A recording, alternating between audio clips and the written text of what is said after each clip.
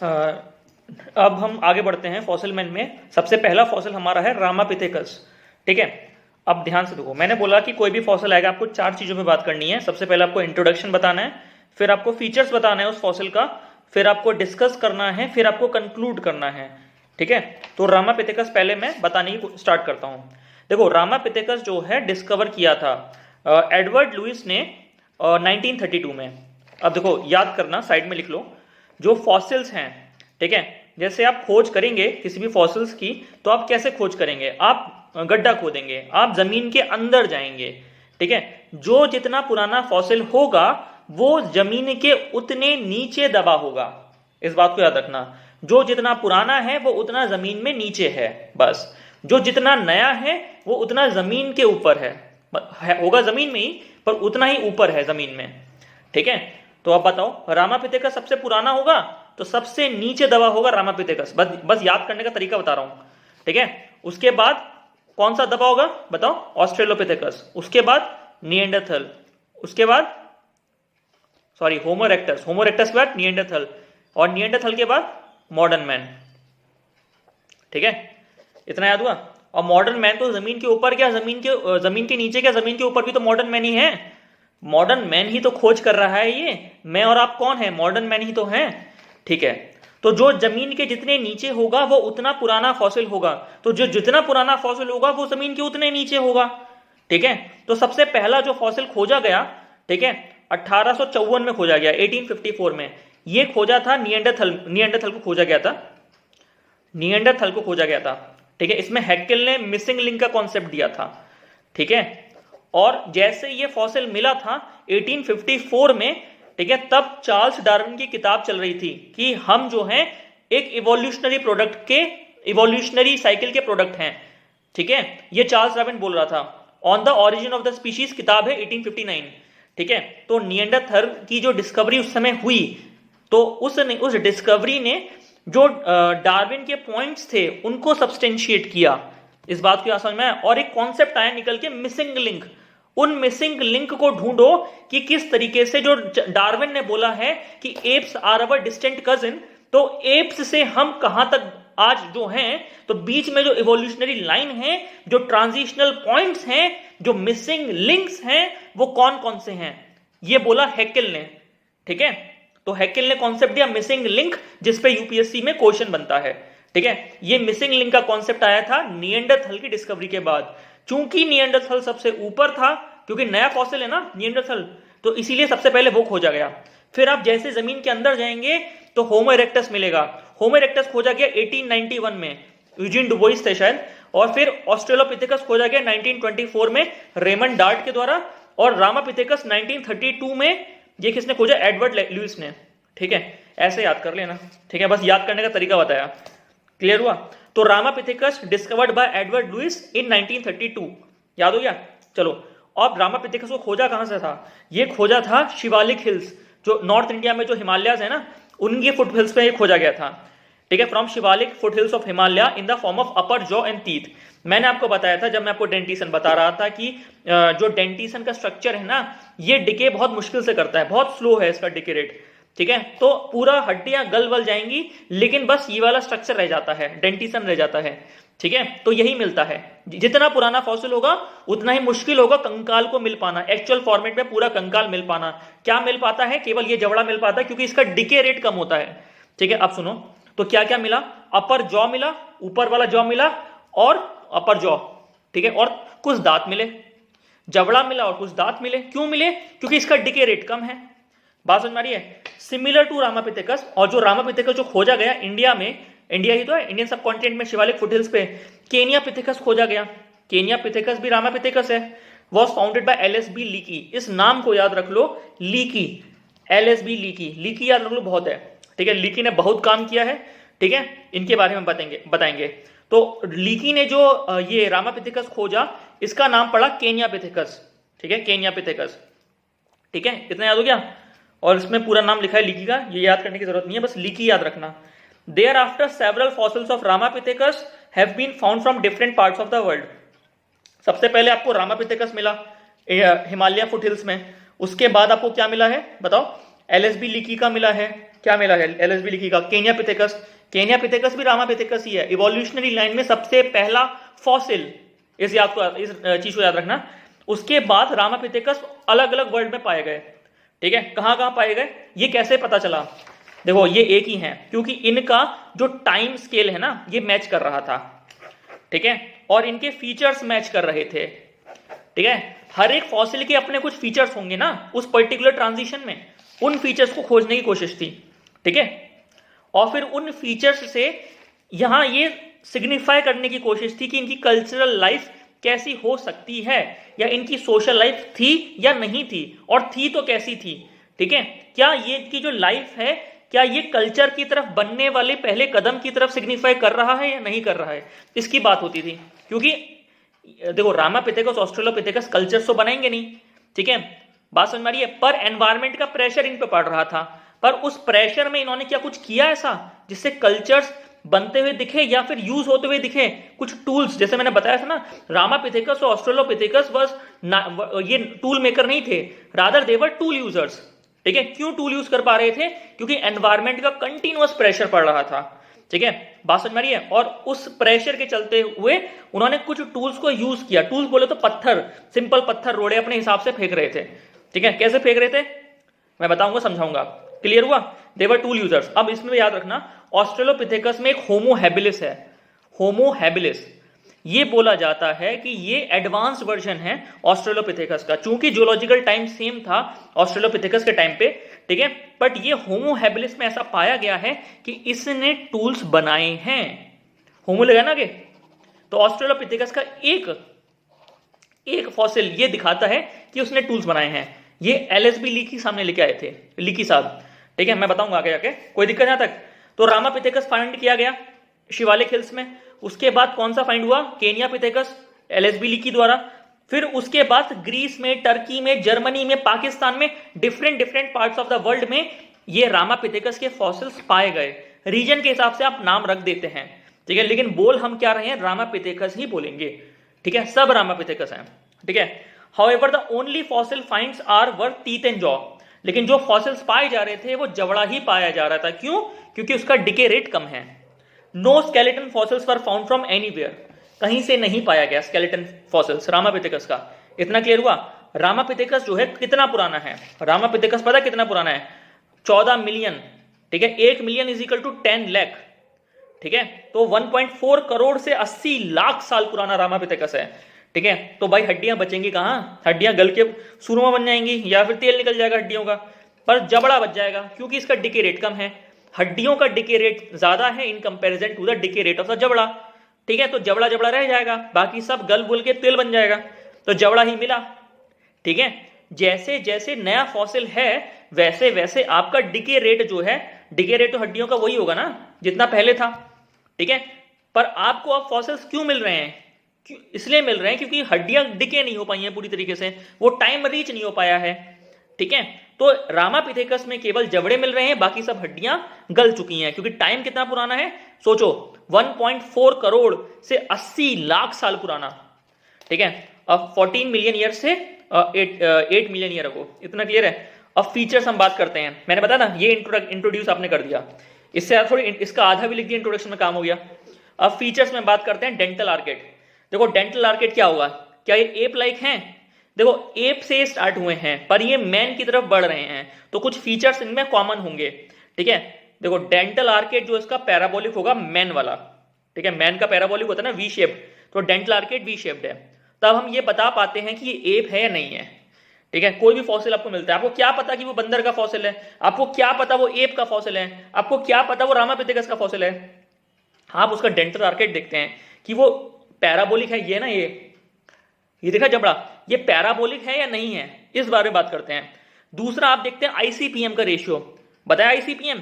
बताओ, incisor, canine, premolar, molar. ठीक है, अब इसका रेशियो क्या है? 2:1:2:3। एक जबड़े को आप तोड़ देते हैं 4 हिस्सों में, ये काटा। ठीक है, 1 2 3 4, एक हिस्सा पकड़ लिया। एक हिस्से में 2 हो गए इंसीजर, 1 हो गया कैनाइन, 2 हो गए प्रीमोलर और 3 हो गए मोलर। ठीक है, अगर ऐसा है, ठीक है, तब आपका ये फॉसिल है रामापिथेकस वाला। ठीक है, देखो सबसे पहले तो आपने क्या करना है, आपको टाइम चेक कर लेना है किसी भी फॉसिल का। अब कैसे पता लगा जबड़ा मिला ना, इसकी कार्बन डेटिंग करेंगे, आप टाइम निकाल लेंगे कार्बन डेटिंग करके, बताऊंगा आगे जाके, ठीक है। अब आपको टाइम पता लग गया तो आपको पता लगे रामापिथेकस का टाइम है। अब रामापिथेकस के टाइम में क्या ये रामापिथेकस ही है, कोई उस समय का बंदर तो नहीं है। तब आप देखोगे डेंटल आर्किड, ठीक है, डेंटल आर्किड गया। फिर आप देखो आईसीपीएम, आईसीपीएम जो है, ठीक है, आईसीपीएम दिख गया, कोई मंकी तो नहीं है, कोई ओल्ड वर्ल्ड मंकी तो नहीं, कोई प्रोस्मियम का तो नहीं है, इस तरीके से आप देखेंगे आईसीपीएम। आपने रेशियो चेक कर लिया, आपको रेशियो भी मिल गया। फिर आपने क्या देखा कि प्रीमोलर चेक करेंगे आप। प्रीमोलर क्या होता है, प्रीमोलर जो है ये फॉसिल में मैन वाला होता है, बाइकस्पिड बताया था, बाइकस्पिड। वहां क्या था, वहां सेक्टोरियल था एप में, तो आपको बाइकस्पिड भी दिख रहा है। तो आपको क्या पता लगा, आपको पैराबोलिक आपको देखते पहचान गए, एप तो नहीं है। फिर आपको देखा रेशियो 2:1:2:3, चूंकि एप में भी यही रेशियो है तो इससे ज्यादा कोई फर्क पड़ेगा नहीं, ठीक है। फिर आपने देखा प्रीमोलर, प्रीमोलर तो भाई बाइकस्पिड है, ठीक है, तो ये मैन लाइक फीचर है। फिर आपने देखा डाइस्टमा, एप में तो डाइस्टमा होता है। डाइस्टमा बताओ क्या था, आईसीपीएम, कनॉट प्लेस, सी और पी के बीच का डिफरेंस बताया था, याद कराया था, कैनाइन और फर्स्ट प्रीमोलर के बीच का डिफरेंस, क्या वो प्रेजेंट है? अगर वो प्रेजेंट है तो वो एप है, अगर वो प्रेजेंट नहीं है तो वो बताओ, तो वो रामापिथेकस है, क्योंकि टाइम रामापिथेकस का चल रहा है। अब अगर टाइम वो है तो हमें बस ये जानना है कि वो एप तो नहीं है, वो मैन लाइक फीचर्स रख रहा है या नहीं। If it is possessing man like features then it is Ramapithecus। बात क्लियर हो रही है? अब ऊपर देखो, incisor was relatively small, not as small as man, ठीक है। अब जो ये इसमें इंसीजर्स थे ना रामापिथेकस वगैरह में, एप में तो बड़े बड़े होते हैं, पर अब उस इवोल्यूशनरी प्रोसेस में वो छोटे होते चले जाते हैं, ठीक है। तो इनका इंसीजर रिलेटिवली स्मॉल होते हैं, पर मैन जितने स्मॉल नहीं होते हैं, क्योंकि ये ट्रांजिशन में है। कैनाइन भी रिलेटिवली स्मॉल होते हैं, पर मॉडर्न मैन की तरह नहीं होते हैं छोटे, ठीक है। इतना क्लियर हुआ? चलो अब आगे बढ़ते हैं। मोलर स्मॉल होते हैं but not small as modern man molar, clear. Jaw was not prominent as man and it is not prognathous as like ape, बीच में कहीं है, एप और मैन के बीच में कहीं है, ठीक है। ये तो मैं बता चुका हूं ना पहले कि ये जो फीचर्स हैं ट्रांजिशनल फॉसिल्स के फीचर्स हैं, ये बीच में कहीं लटकेंगे, ठीक है। इतना क्लियर हुआ? अब डिस्कशन हम करते हैं, डू रामापिथेकस इज एंसेस्टर और नॉट। अब डिस्कशन में आइए, क्या रामापिथेकस एंसेस्टर है या नहीं है। हमने क्या क्या कर लिया, हमने रामापिथेकस के बारे में पढ़ लिया, हमने कुछ फीचर्स कर लिए, जनरल फीचर्स हमने कर लिए, ठीक है। इतना क्लियर हुआ? देखो हमने जनरल फीचर्स ये ही क्यों किए हैं, क्योंकि हमको डेंटिसन मिला, इसलिए डेंटिसन पे ही बात कर रहे हैं। करने के लिए आप बहुत बात कर सकते हो, जो मैं आपको पीछे बता चुका हूं, ठीक है। अभी इस पे इतनी ही बात करनी है।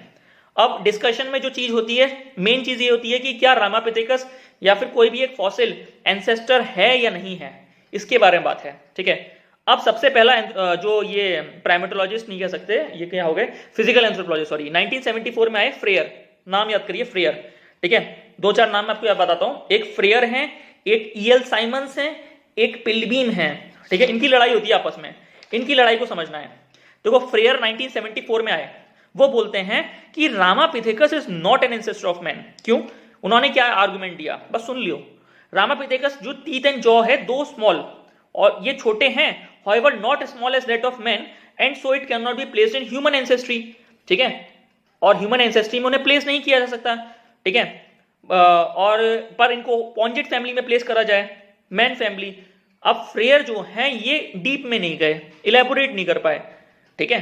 बात समझ में आ रही है? तो फ्रेयर ने जो प्रपोज किया कि Ramapithecus is not an ancestor of man, इसको नेगेट कर दिया, क्योंकि मैं आपको ऑलरेडी पॉइंट्स बता चुका हूं एप और मैन के बीच के डिफरेंस को, ठीक है। इनको ये कन्वे नहीं कर पा रहे थे प्रॉपर्ली, इसलिए इनको काटा गया, ठीक है।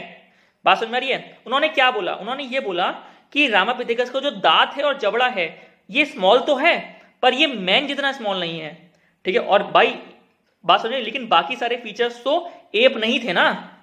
बात समझ में आ रही है? जैसे हमने पढ़े हैं डेंटिसन में, आपको पता है ना, डाइस्टेमा नहीं है, सेक्टोरियल है भाई, ये बाइकस्पिड है और पैराबोलिक है, इस चीज को उन्होंने नेगेट कर दिया था, ठीक है। बस इस पे जोर दे रहे थे कि भाई इसका दांत का साइज जो है ना, ये मतलब स्मॉल तो है पर मॉडर्न मैन जितना स्मॉल नहीं है। भाई उसको ये समझाओ कि ये जो फॉसिल है ये इवोल्यूशनरी लाइन से गुजरेगा मैन तक, ठीक है। बात समझ में आ रही है? तब उस प्रोसेस में दांत का साइज छोटा होगा, तो इट इज क्वाइट ऑब्वियस कि जो दांत है वो रामापिथेकस का वो मॉडर्न मैन से तो बड़ा ही होगा, ठीक है। तो वो इस डीप फीचर में नहीं गए थे। तो फ्रेयर का 1974 का ये बोलना कि इन्होंने ये प्रपोज किया था कि Ramapithecus is not an ancestor of man. अब आगे बढ़ रहे हैं। On the other hand EL Simons आए 3 साल बाद 1977 में, क्या बोलते हैं, ठीक है। फॉसिल्स की लड़ाई होती है, प्रूफ करो कि ये एंसेस्टर है या नहीं, बस यही है, ठीक है। तो ये बोलते हैं कि Ramapithecus is ancestor of man. अब ये लड़ गए फ्रेयर से, तो ईएल साइमंस जो है लड़ गए फ्रेयर से। उन्होंने बोला his argument is the thickness of bone in the lower jaw and wear pattern on the molar were indicative suggestive of the ancestor of man. बस दिमाग में मत रखना इसे, बस उसको ये बोलना कि इन्होंने बोला था कि Ramapithecus is an ancestor of man, और इन्होंने सजेस्ट किया था कि जो वियर पैटर्न है जॉ है ये सजेस्ट करता है, जो लोअर जॉ है नीचे का लोअर जॉ है और जो वियर पैटर्न है वो ये सजेस्ट करते हैं कि जो रामापिथेकस है it is an ancestor of man. बस इसको इतना ही करना, ज्यादा नहीं करना है इसको, ठीक है। इतना क्लियर हुआ। अब आगे बढ़ते हैं। Note, archaeological survey of India 2016 में कोट करता है, पॉइंट डालोगे, Ramapithecus have originated in India but came to India around 12.4 million years ago, ठीक है, वाया माइग्रेशन। ठीक है, आर्कियोलॉजिकल सर्वे ऑफ इंडिया ने बस इतना बोला था कि रामापिथेकस जो है भारत में ओरिजिनेट तो किया है, ठीक है, बट आया भी है, बट आया है 12.4 मिलियन ईयर अगो। बताओ कितना था टाइम? 14 मिलियन ईयर अगो से लेकर 8 मिलियन ईयर अगो, ठीक है, इतना था। तो इंडिया में उसका जो ओरिजिन है आफ्टर माइग्रेशन, माइग्रेशन ही तो हुआ था। देखो चीजें हैं, समझनी पड़ेंगी आपको। अब आपको आउट ऑफ अफ्रीका थ्योरी मैं बताऊंगा, 70,000 साल पहले की थ्योरी है, ठीक है। तो उसमें क्या हुआ था, modern man first emerged in a region in Africa, उसको बोला गया था बोट्सवाना, वहीं से वो लोग माइग्रेट आउट किए थे। अब रामापिथेकस ऐसा नहीं है कि केवल इंडिया के अंदर ही ओरिजिनेट किया है, ठीक है, उसकी उत्पत्ति जो है वो 12.4 मिलियन ईयर अगो है, ठीक है, और ये जो पीरियड है ये 14 मिलियन ईयर अगो से 8 मिलियन ईयर अगो के बीच में कहीं है, ठीक है। तो ये सूटेबल है। आर्कियोलॉजिकल सर्वे ऑफ इंडिया ने वो टाइम निकाला है कि जो रामापिथेकस की एग्जिस्टेंस को बता सके। इतना क्लियर हुआ, बस इतना ही डालना, ठीक है। In between these two views, अब इन व्यूज के बीच में पिलबीम आते हैं 1977 में। कौन सा व्यू था? फ्रेयर बोल रहे हैं नॉट एंसेस्टर ऑफ मैन, और साइमंस बोल रहे हैं it is an ancestor of man, ठीक है। फ्रेयर ने बोला था कि वो तीत का साइज उतना नहीं है, वो गलत बात कर रहे थे, अभी पता है। अब जो हमारे ईएल साइमंस थे उन्होंने बोला था वियर पैटर्न, जो लोअर जॉ है उसका वियर पैटर्न सजेस्ट करता है, ठीक है। अब इतने डीप में नहीं जाना है, बस इतना याद रखना, जब शॉर्ट नोट्स बनाओ ना तो लिख देना साइड में कि ईएल साइमन ने बात की थी जॉ पैटर्न छोटा है इसलिए मॉडर्न मैन है, फ्रेयर ने बोला कि दांत उतने छोटे नहीं है, और फ्रेयर गलत बात कर रहे थे, उनको इवोल्यूशनरी की लाइन की इतनी ज्यादा समझ नहीं थी। बात समझ में आ रही है? तो पिलबीम ने बीच में 1977 में एक प्रपोज किया, एक बैलेंसिंग और एक रियलिस्टिक व्यू। उन्होंने ये बोला कि रामापिथेकस वाज इवॉल्विंग, जो हम बात कर चुके हैं, ठीक है, कर चुके हैं ना, प्राइमेट्स में बता चुका हूं मैं आपको कि इवोल्यूशन कैसे हो रहा है, and is a transitional fossil, मैं बात कर चुका हूं इस पे, ठीक है। He was the first to take step towards man, so it is but natural Ramapithecus teeth and jaw could not be as small as that of a modern man. Evolutionary line में है ना भाई, ठीक है। तो काट दिया फ्रेयर की बात को किसने? पिलबीम ने। अब आगे बढ़ते हैं। Because evolution is a gradual process, however on the basis of wear pattern on the polar है मोलर करो से ठीक है, he propose that Ramapithecus is an ancestor of man.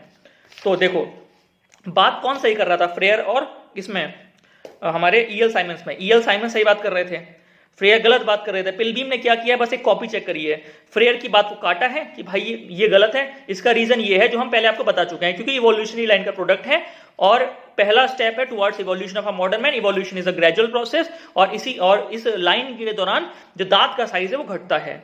बात समझ में आ रही है?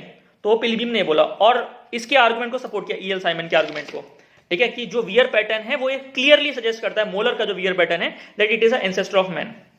बात समझ में आ रही है? अब कल्चरल स्टेटस की बात करता हूं मैं। रामापिथेकस, कल्चर स्टेटस की बात करनी है नहीं करनी है? हम क्या कर रहे हैं, हमें डिस्कस कर रहे हैं, ठीक है, डिस्कशन चल रहा है ना। चलो, Ramapithecus was not a tool maker, जैसा हम जानते हैं, but a tool user. Environment का प्रेशर लग रहा था इसलिए टूल यूज कर रहा था, as reflected by the smallness of the teeth. जो दांत थे वो छोटे थे, ठीक है, दांत छोटे थे ना, एप से तो छोटे थे।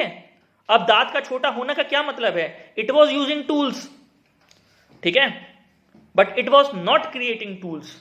तो जो इवोल्यूशन का प्रोसेस है उसका रेट बहुत स्लो रहा होगा रामापिथेकस के दौरान। देखो ना कितना है, 14 मिलियन ईयर अगो से लेकर 8 मिलियन ईयर अगो तक, ठीक है।